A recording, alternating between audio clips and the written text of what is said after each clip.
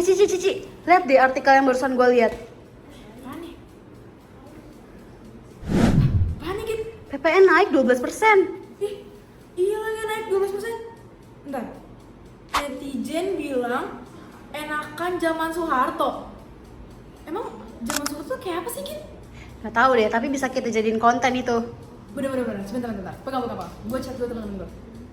Soalnya gue punya temen yang kayaknya ngerti nih masalah gini-gini nih, Git. Langsung aja undang deh kalau gitu deh. Bisa nih dia, Git? Masuk aja, Git, kita bikin.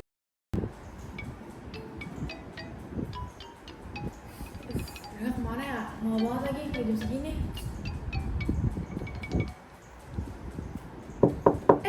Itu mereka. Ayo masuk. Hai. Halo. Hai. Halo, apa kabar? Oke. Oh iya.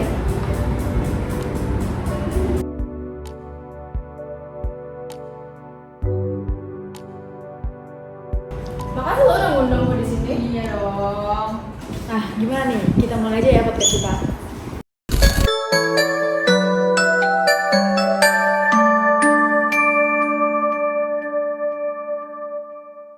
Halo guys, balik lagi di Cibok Cia Broadcasting. Oke guys, balik lagi sama gue Felicia dan sekarang gue lagi kedatangan tamu-tamu spesial gue nih. Halo, perkenalkan gue adalah Saraswati.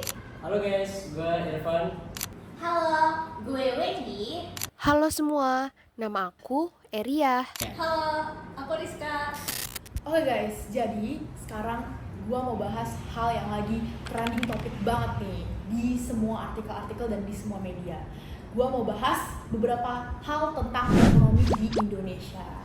Nah, menurut lu gimana sih? Kita kan lagi ngalami nih kenaikan PPN. Terus tadi gue juga udah lihat berita di website katanya supaya keadaan ekonomi negara kita itu bisa stabil, itu pemerintah kerjasama sama IMF. Menurut lu gimana? Sebenarnya Indonesia tuh udah kerjasama sama IMF itu pas zamannya pemerintahan Soekarno tahu. Tapi Indonesia waktu zaman Soekarno keluar masuk IMF tahu. Tapi pada tahun 1997 Indonesia udah fix sih jadi anggota IMF. Itu pas zaman Orde Baru ya? Iya, benar pas pemerintahan Pak Harto. Itu tuh akibatnya IMF tuh ikut campur sama kebijakan ekonomi Indonesia sekitar tahun 1997, 1998 ya. Nah, waktu krisis moneter itu Indonesia waktu zaman pemerintahan Presiden Soeharto mereka itu ngemis ke IMF. Nah, itu gara-gara nilai dolar di Asia Tenggara meningkat. Jadinya nilai tukar rupiah turun. Nilai rupiahnya kan turun nih, jadi itu berdampak banget bagi kehidupan masyarakat sekitar pada saat itu. Nah, masyarakat itu mulai gelisah karena kebutuhan hidupnya itu udah naik, tapi penghasilannya cuma segitu-gitu aja. Nah itu tuh ngebuat situasi tuh malah makin ricuh. Terus ada demo-demo, media juga makin speak up. Yang tadinya cuma masalah kecil, mungkin nggak kecil ya, yang masalah kebijakan ekonomi gitu yang harusnya bisa. Iya. Jadi masalah besar. Iya betul. Nah, pada akhirnya itu mereka melakukan demo besar-besaran, Ci, yang membuat Presiden Soeharto tuh jadi pusing. Akhirnya beliau meminta bantuan ke IMF untuk bantuan dana. Tapi malah kita disuruh tanda tangan paket yang senilai 43 miliar US dollar. Wow, terus setelah gue baca-baca lagi nih, ternyata IMF itu merugiin Indonesia banget. Karena kalau gue baca di sini, kita tuh jadi disuruh ngutang gitu sama IMF supaya mereka bisa ikut campur di kebijakan ekonomi kita. Iya banget, lagi kita kayak disuruh berketergantungan sama mereka gitu.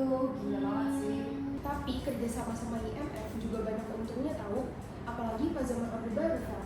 Oh ya? Apaan aja tuh? Wah banyak Vel. Salah satunya tuh dia tuh mempererat lagi persaudaraan antara Indonesia dengan Amerika yang waktu itu pernah renggang gara-gara Soekarno. Nah, karena hubungan Indonesia sama Amerika itu lebih baik, jadinya Indonesia bisa lagi deh ngelakuin ekspor impor ke Amerika. Sebenarnya sih ya, tujuan utama IMF tuh buat ngembaliin mata uang rupiah tuh supaya menarik lagi mata investor. Sebetulnya tujuan IMF itu baik untuk mempererat kerjasama moneter global dan juga meningkatkan stabilitas keuangan. Nah, selain itu ada mendorong perdagangan internasional, membuka lapangan pekerjaan baru, serta mendukung pertumbuhan ekonomi, berkelanjutan dan pengurangan kemiskinan di seluruh dunia. Jadi IMF itu di satu sisi baik, tapi di satu sisi dia juga licik ya. Karena perbuatan mereka yang kayak gitu tuh kayaknya pengaruh banget gak sih sama perekonomian Indonesia waktu itu? Ya pasti ada pengaruhnya lah. Banyak Fel, gimana sih lu? Contohnya nih ya, Indonesia bisa memulihkan ekonominya dulu dari pinjaman uang itu. Tapi enggak juga deh, orang habis perekonomian Indonesia makin turun, ekonominya turun, inflasinya naik, terus harga barangnya juga naik, jadinya masyarakatnya demo deh. Demonya besar-besaran, terus demonya tuh nggak cuma terjadi di Jakarta aja. Contohnya pas itu terjadi di Jogja pada Maret tahun 1998. Jadi yang ikut demonya itu Para mahasiswa di Jogja buat nuntut itu ya, Iya, untuk penurunan Presiden Soeharto pada masa itu. Nah, krisis ekonomi sama konflik itu juga mengakibatkan kebangkitan beberapa perusahaan. Mengapa demikian nih, Ci? Karena IMF itu melakukan kebijakan bahan bakar minyak di Indonesia yang mengakibatkan tuh inflasi tinggi yang menyebabkan juga kebangkrutan yang berada di negara Indonesia.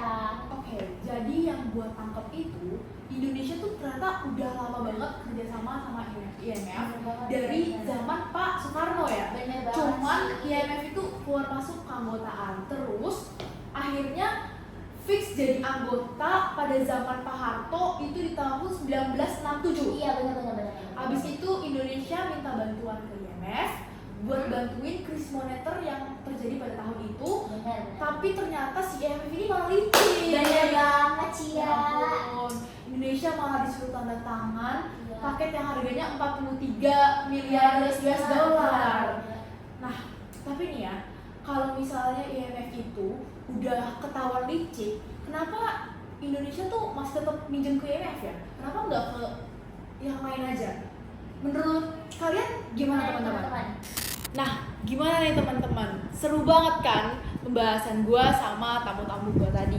Kita jadi banyak banget tahu nih informasi-informasi mengenai perekonomian di zaman Pak Soeharto dan juga perbandingannya dengan perekonomian sekarang. Nah, teman-teman, menurut teman-teman gimana nih? Boleh dong tinggalin pendapat teman-teman di komentar di bawah ini. Dan jangan lupa like, comment, and subscribe.